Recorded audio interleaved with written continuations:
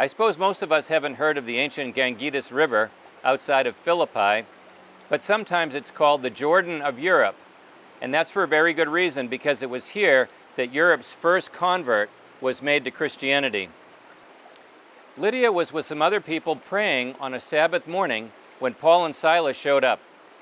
They were wondering who might be responsive to the good news, knowing that a vision had prompted them to come across from Asia into Europe. When they came to the riverside, they found people who were responsive, among the most notable being Lydia. Lydia was a business person from Thyatira in Asia Minor. She was a person who sold purple in the city of Philippi, but she was a person with a heart for God who responded quickly to the good news and also invited her whole family into the faith that she'd found.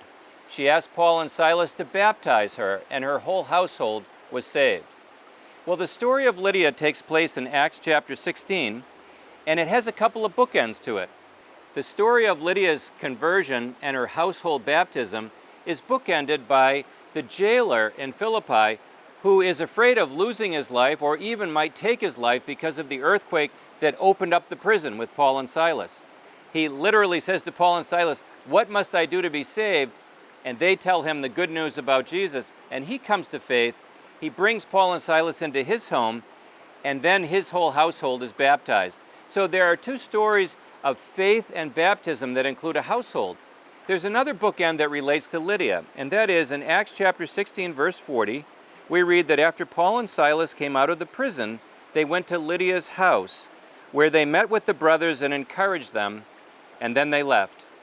This is where Paul's second missionary journey will take him all the way through Greece.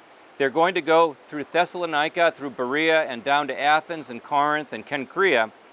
But this is a very signature moment for them, just like this Jordan River crossing, because the first converts are going to be a woman, a businesswoman, as well as a jailer, a Roman citizen, perhaps a military retiree.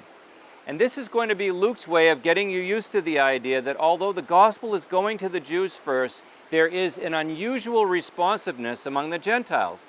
But Luke, as we know from the Gospel of Luke, has his eye on those that Jesus and now Paul are reaching out to that are the unexpected recipients of God's grace and favor. So it's a woman. It's a Roman. We've seen this in the Gospel. We've seen it in Acts.